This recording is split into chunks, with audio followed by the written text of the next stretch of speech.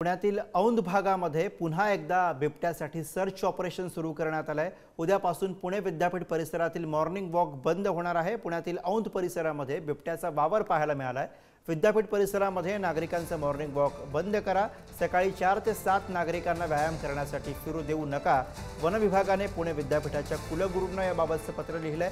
औंध परिसरामध्ये रात्रभर बिबट्याचा शोध वन विभाग आणि रेस्क्यू टीम घेत होती। बिबट्याचा शोध लागला नसल्यामुळे मॉर्निंग वॉक बंद करण्याच्या सूचना वन विभागाकडून विद्यापीठाला दिल्या गेल्या।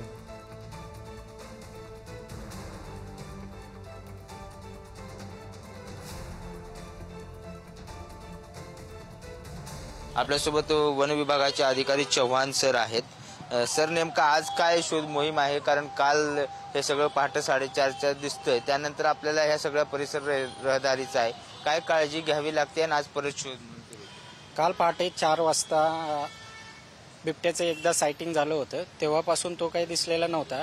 तरी पण वन विभाग काल रात्रीपासून सर्व थर्मल ड्रोनद्वारे त्याची सर्च मोहीम चालू होती।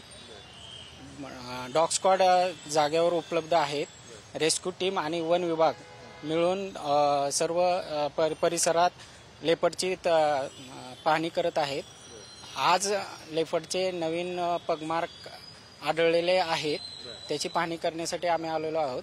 तुम्ही कालपासून इथे आहात या सगळ्यामध्ये, काय नेमकं अडचणी आहेत? कारण लोकांमध्ये भीती सुद्धा वाढते आहे आणि आज कशा पद्धतीची सगळी ही रात्रीची मोहीम आहे? काल रात्री देखील वन विभागाचे सर्व आमचा स्टाफ, अधिकारी आणि आमचे कर्मचारी या भागामध्ये तसंच, कारण बिबट्या कुठेही मुवमेंट करू शकतो, ऍडजस्टंट विद्यापीठ असू द्या, मागच्या टेकड्या असू द्या, सर्व भागामध्ये कंटिन्युअस पेट्रोलिंग चालू आहे।